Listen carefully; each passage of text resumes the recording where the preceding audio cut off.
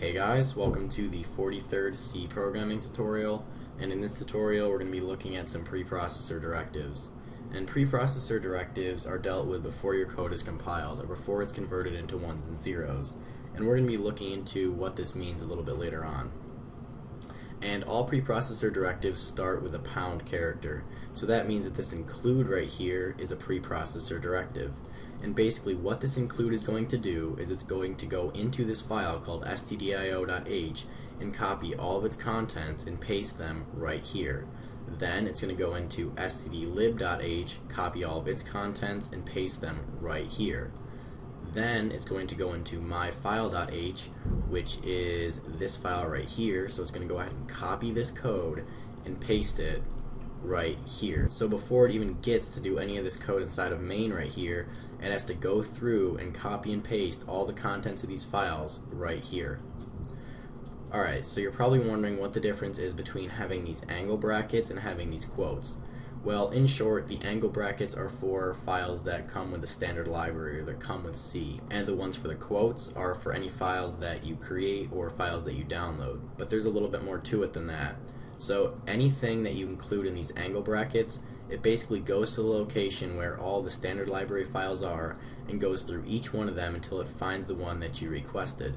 So it goes through every single file in the standard library directory until it finds stdio.h. When it finds it, it goes in there, copies all of its contents, and just pastes them right here. Same thing with this, only it's going for stdlib.h. Now this one is included inside of the quotes. So what that means is it's going to go into the directory where main.c is located, go through every single one of those files until it finds myfile.h. If it doesn't find myfile.h inside of that directory, then it's going to go to the location where all the standard library files are stored and look through all those.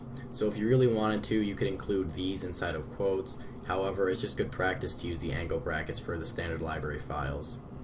Alright, so that's pretty much all there is to the include preprocessor directive. Now we're going to be looking at the define preprocessor directive. So the first thing that you need to do, like with all preprocessor directives, is just write out the pound key, and then right after that just type out define. Then you need to give it a name. I'm going to go ahead and just call it my_name. And whenever you're naming one of these, make sure that you make it in all caps so that when someone's reading your code, they know that this isn't a variable when you're referencing it. And then to give this a value, all you're going to want to do is type space and then just whatever value you want to give it. I'm just going to give it the value of quote Atom end quote. Alright, so now what we can do down here is write out printf, and then inside of here we can just type my_name semicolon and run this, and we should get out Atom onto the screen. Yep, perfect. So what it did is it went through, and every place that it saw my_name, it physically replaced it with quote Atom quote. So before this code is compiled, before this code is even looked at, it goes through here and replaces every instance of my_name with quote Atom quote. So every place that it sees my_name, it replaces it with whatever is over here. So if we really wanted to, we could change this to an actual line of code. We could change this to printf Atom end line like that, and then we could just do my_name, and now every place that it sees my_name, it's going to replace it with this line of code right here. So now when we run this, we should still get out onto the screen Atom. Yep, and if we wanted to, we could go ahead and copy and paste this a bunch of times so we get Atom out onto the screen 4 times.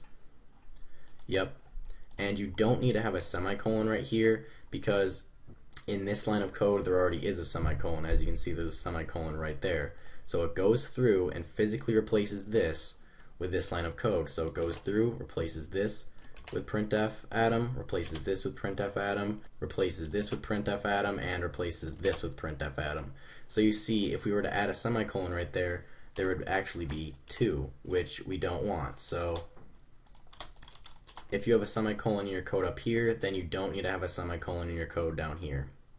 And one last thing that I want to show you with the define is creating macros. And macros are very similar to functions. So let's just say that we wanted to create a macro that will simply double any value that is passed in as a parameter. So we're just going to go ahead and call it double, and anytime that you're creating a macro, you're going to want to make it in all caps so that when someone's reading your code, they don't think it's just a regular function. And then following that, you're going to want to put 2 parentheses, and inside of these parentheses is where you're going to want to put all of your parameters. And unlike functions, you don't need to provide a type for the parameter. So I'm just going to go ahead and put x right there because our macro is only going to take 1 parameter, and like I said, we don't need to put a type. And then following that, just put a space and then put 2 parentheses. And inside of these 2 parentheses is where you're going to want to put all of your code for your macro. Now, like I said, all that this macro is going to do is just double the value of x. So we're just going to say in here x times 2. So now what we're going to do down here is just say printf %i, since we're going to be printing out an integer, and then we can just call this macro the same way we would call a function. So we can just say double, if I spell this right, and then just pass through some number. I'll just go ahead and pass through 3, and when I run this, I should get out onto the screen 6. Yep, because basically what it did right here is it went through and it saw this 3, so it replaced this x with a 3 and then replaced all this code with 3 times 2. So it came down here and replaced this with 3 times 2. So now when we run this, we should get the exact same result. Yep, perfect. Alright, so that's pretty much it for this tutorial on using the include preprocessor directive and the define preprocessor directive. So, see you guys.